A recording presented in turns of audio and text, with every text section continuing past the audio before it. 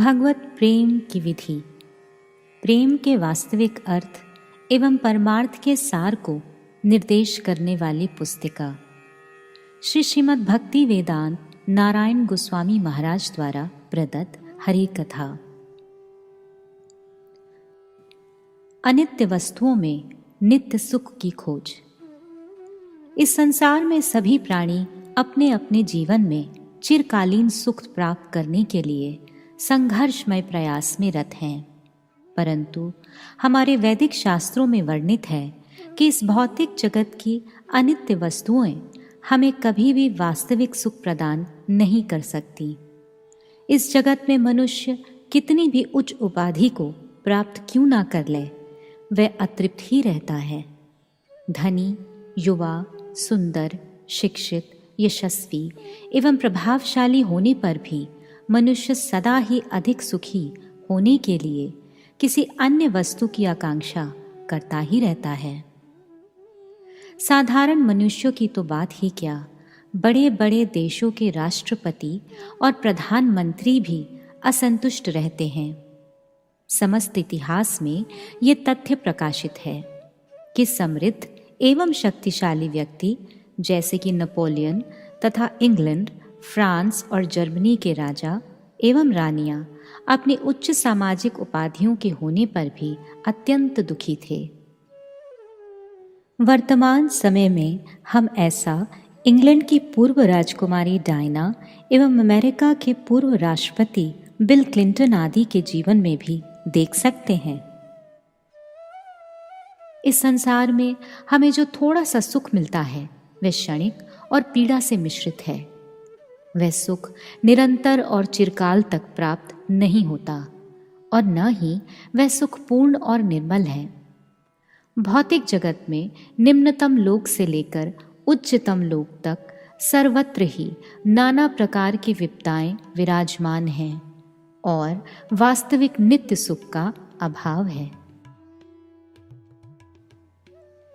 इस जगत में स्वयं को पृथ्वी, जल, अग्नि, वायु तथा आकाश रूपी निर्जीव पंचतत्वों से बना हुआ जड़ शरीर समझने वाला कोई भी जीव सुखी नहीं रह सकता।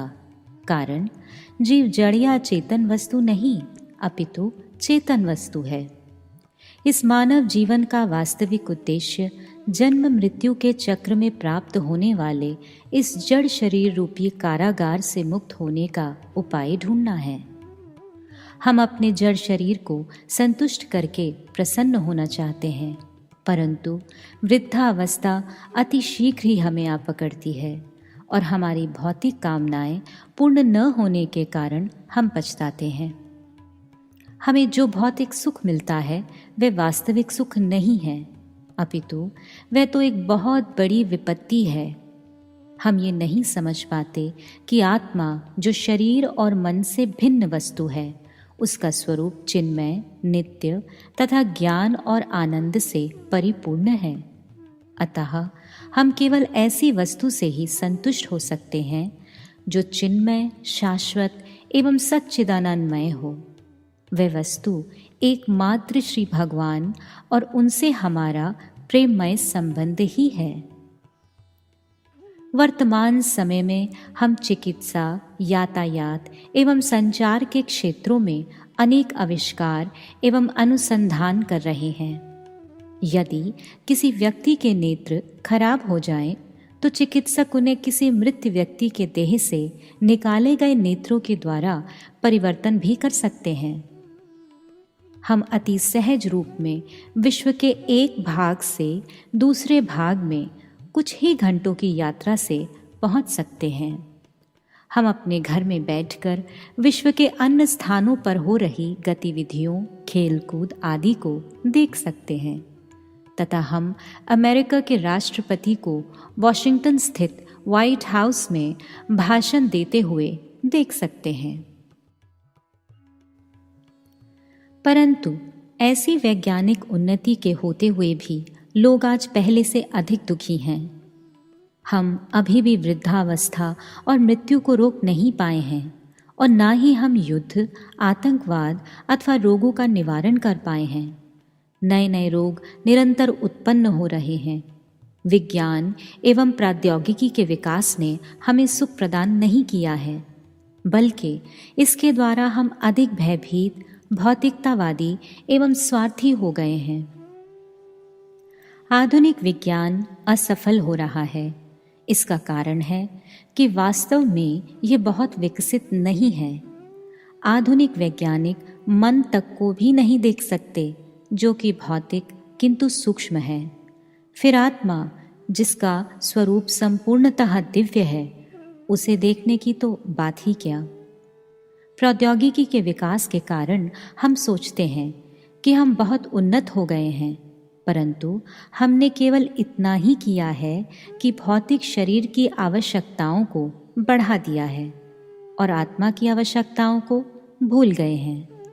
आज हम परम भगवान से प्रेम करने की उपेक्षा करते हैं और इसीलिए हमारे हृदय में एक दूसरे के प्रति भी वास्तविक प्रेम और सौहार्द नहीं है। आजकल लोग कुत्ते और बिल्लियों पर अपने मित्रों एवं पारिवारिक संबंधियों से अधिक विश्वास करते हैं। आज के समय में प्रायः पति पत्नी एक साथ नहीं रह पाते और विवाह विच्छेद, डाइवोर्स तो सामान्य बात हो गई है। माता पिता अपने बच्चों का तथा बच्चे अपने माता पिता का त्याग कर रहे हैं।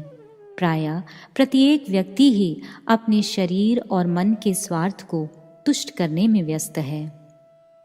जो व्यक्ति जन्म, व्याधि, वृद्धावस्था एवं मृत्यु के अंतहीन चक्र को समाप्त करना चाहते हैं, वे इसकी वैज्ञानिक विधि की शिक्षा को प्राचीन वैदिक संस्कृति से प्राप्त कर सकते हैं। इस समस्या के पूर्ण समाधान में आधुनिक विज्ञान या विद्या का अध्ययन किसी प्रकार भी सहायता नहीं कर पाएगा, क्योंकि नाशवान वस्तुओं के द्वारा हमें कदापि नित्य सुख प्राप्त नहीं हो सकता। इस जगत में हमारी वास्तविक स्थिति। एक बार जंगल से जाते हुए एक व्यक्ति ने शेर की आवाज सुनी। वह भयभीत होकर भागने लगा और इधर उधर आश्रय ढूंढने लगा। इतने में वह एक अंधकारमय कुएं के पास पहुंचा, जो जल नहीं रहने के कारण उपयोग में नहीं था।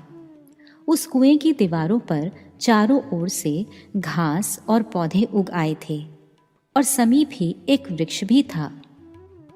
वृक्ष की 2 शाखाओं को पकड़कर वह व्यक्ति कुएं में लटक गया और यह सोचकर संतोष अनुभव करने लगा कि अब वह शेर की पहुंच से बाहर है। परंतु जैसे ही वह शाखाओं को पकड़कर कुएं में नीचे लटका, उसने देखा कि नीचे बहुत से सांप हैं। वे सांप उसे देखकर उसे डसने के लिए अपना फन उठाकर फुफकारने लगे। उन 2 शाखाओं पर लटकते हुए उस व्यक्ति ने अनुभव किया कि उसकी समस्या तो अब और भी गंभीर हो गई है। कुएं में नीचे अनेक विषैले सांप उसे डसने के लिए प्रतीक्षा कर रहे थे और ऊपर एक भयावह शेर उसे खाने के लिए खड़ा था। उस समय वह अत्यधिक चिंता से पीड़ित हो गया। इतने में ही एक काले और एक सफ़ेद 2 चूहों ने उन 2 शाखाओं को कुतरना आरंभ कर दिया, जिन्हें उस व्यक्ति ने पकड़ रखा था। अब थोड़ा ही समय बचा था कि दोनों चूहों के द्वारा उन शाखाओं को कुतर दिए जाने पर वह व्यक्ति सांपों से भरे गड्ढे में गिरने वाला था। इस दुरावस्था से मुक्ति पाने के लिए उसे या तो ऊपर चढ़ना था और शेर का शिकार बनना था, अथवा नीचे उतरना था और सांपों के द्वारा डसा जाना था। दोनों ही अवस्थाओं में उसकी मृत्यु अवश्यंभावी थी। इस अति भयानक स्थिति में वृक्ष के हिलने के कारण वृक्ष की शाखाओं में स्थित एक मधुमक्खी के छत्ते में से एक एक बूंद करके शहद उसके मुख के समीप ही टपकने लगा। सुख भोगने के इस अवसर का लाभ उठाते हुए उसने अपनी जिह्वा को बाहर निकाला और टपकते हुए शहद की एक एक बूंद को मुख में लेने लगा। शहद का आस्वादन करते हुए वह सोचने लगा, आहा, अति मधुर, अति मधुर। थोड़ा सा सुख मिलने पर वह व्यक्ति पूर्णतः भूल गया कि वह किस भयावह परिस्थिति में था।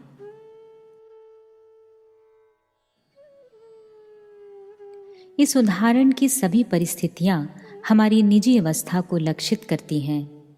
इस उदाहरण में जंगल में फंसा व्यक्ति हम सभी जीवों को लक्षित करता है, जो संसार रूपी जंगल की एक भयानक परिस्थिति में आसक्त होकर फंसे हुए हैं। कारण शेर रूपी काल, मृत्यु हम सभी का क्षण क्षण में पीछा कर रहा है। हम किसी भी क्षण मर सकते हैं। हमारी भौतिक या जागतिक प्रयास हमारी रक्षा के सार्थक उपाय नहीं हैं।